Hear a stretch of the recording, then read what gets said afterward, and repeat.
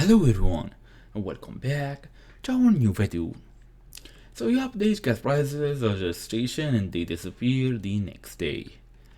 Or you try to report and you get an unexpected error or the prices just show as blank.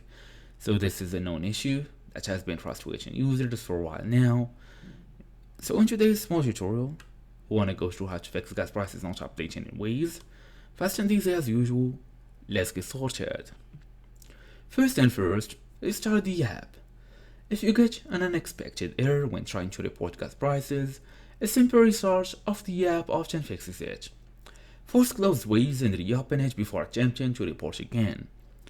Then you can check your Waze points. Some users have reported that they need at least 1k Waze points before their manually entered prices will save. If you are a new user, keep using Waze to build up your points.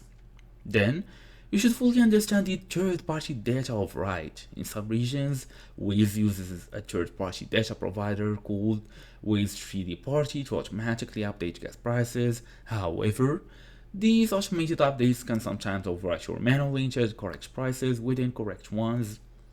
This is a known issue in specific regions. For example, I'm going to settings, then I'm going all the way to gas stations. As you see here, there is all gas types, all stations. You can even ask to update prices. As you see, there is this option here. If you can't see this, you have to update your app. Go ahead to Play Store or Google, or Apple Store or App Store generally, so you can see if there is an app that's available that you can do. And that's the whole idea here. Thank you all for watching. I'll see you all in the next video.